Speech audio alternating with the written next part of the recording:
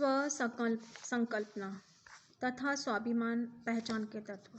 मतलब आप में जो अपने खुद के व्यक्तित्व के बारे में आप जब बताएंगे तो आप में एक स्वाभिमान के जो तत्व होता है वो डेवलप होता है। आपसे पूछा जाता है कि आप क्या करते हैं, आपको क्या क्या चीज़ आपको आती है। तो आपको अगर कोई बहुत अच्छा सा काम करना आता है, जैसे कि आपको चाय बनानी बहुत अच्छी है, तो आपको एक स्वाभिमान है कि नहीं मुझे बहुत अच्छी चाय बनानी आती है, ठीक है।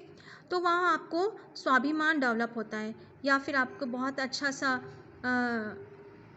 प्रेजेंट करना आता है, या बहुत अच्छी एम्ब्रॉयडरी करनी आती है, या बहुत अच्छा खाना बनाना आता है, तो वहाँ स्वाभिमान आपके पहचान के तत्व बन जाता है, ठीक है।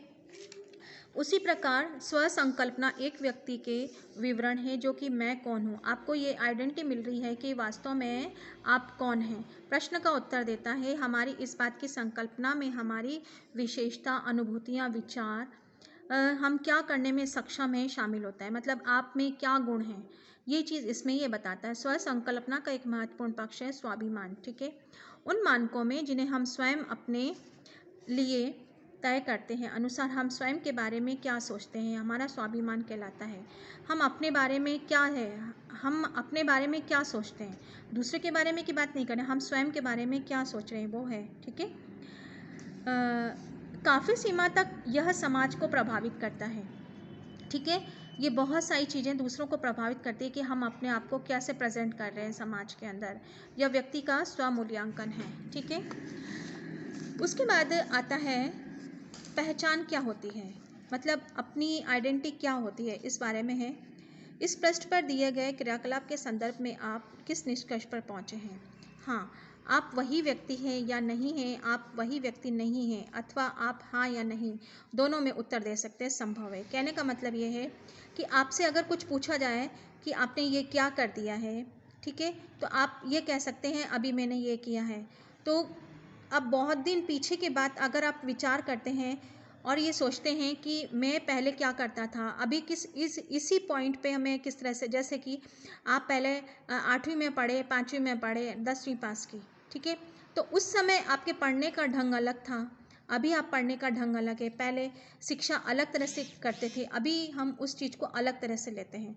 तो एक ही चीज़ को हम यदि दोबारा इसको अभी एक ही पार्ट को आप दोबारा से पढ़ेंगे तो आप उसको अलग तरह से पढ़ेंगे और अलग तरह से समझेंगे उसको, तो आपका उत्तर हाँ और ना दोनों में ही आएगा। पिछले कुछ वर्षों में आपके शरीर में कई बदलाव आए हैं, ठीक है।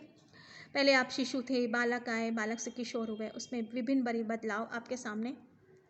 आपको पता है पहले के मुकाबले आप अधिक लोगों से जानते हैं। अभी क्या है, आप ये अधिक लोगों को आपकी पहचान है, उनके साथ संबंध है, आप उनके साथ बात करने, समझने, प्रतिक्रिया देने का तरीका संभवतः बदल गया है।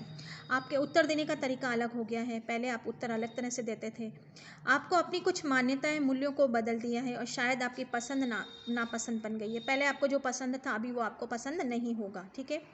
यह हो भी सकता है, दोनों बात हो सकती है। तो आप वास्तव में वह व्यक्ति नहीं है जो 1 वर्ष पहले थे। फिर भी आप जितना भी पीछे याद करें, आपके अंदर वह व्यक्ति होने का एक त्रुटिहीन अनुभूति निहित है, जिसमें कि अधिकांश व्यक्ति अपने पूरे जीवन निरंतर एकरूपता के भाव को बनाए रख सकते हैं। मतलब यह है कि आप में क्या अवगुण है या गुण है, आप में क्या सुधार हुआ है, ये सब चीज़ें, ठीक है। चाहे अपने जीवन में दशकों से पहले ही बदलाव, निरंतरता, विघ्न आए हों। दूसरे शब्दों में हमारे अंदर पहचान की एक अनुभूति होती है, एक ऐसी अनुभूति जिसे हम पूरे जीवन साथ लेकर चलते हैं। ठीक वैसे ही जैसे स्वयं के मामले में हम व्यक्तिगत पहचान, सामाजिक पहचान बनाने के बारे में बात कर सकते हैं। व्यक्तिगत पहचान एक व्यक्ति की उन विशेषताओं के संदर्भित करती है जो कि उसे अन्य से भिन्न बनाती है। सामाजिक पहचान का अर्थ है एक व्यक्ति के वह पक्ष है जो उसे समूह से जोड़ता है, जैसे कि व्यवसायी, सामाजिक, सांस्कृतिक। इस प्रकार जब आप स्वयं को भारतीय के रूप में सोचते हैं तो आप स्वयं को एक देश में रहने वाले लोगों के समूह के साथ जोड़ते हैं। जैसे अगर आप विदेश में जाते हैं तो आपसे ये पूछा जाता है आप कहाँ के हैं, तो आप क्या कहेंगे, भारतीय हैं। अगर आप भारत के किसी कोने में जाते हैं तो आपसे पूछा जाएगा आप कौन हैं, तो आप कहेंगे मैं राजस्थानी हूँ, ठीक है। राजस्थान के किसी कोने में आप जाते हैं तो आपसे पूछा जाता है आप कहाँ के हैं, तो आप क्या कहेंगे, मैं मेवाड़ी हूँ। मैं उदयपुर से आया हूँ या आई हूँ, ठीक है। जब आप अपनी गुजराती या मिजोरम के रूप में आप बताते हैं तो आप कहते हैं आप अन्य राज्य में रहने कुछ विशेषता रखते हैं। विशेषता आपको भारतीय अन्य राज्यों से अलग भिन्न बनाती है। इस प्रकार एक गुजराती होना आपकी सामाजिक पहचान का एक आयाम है, ठीक है।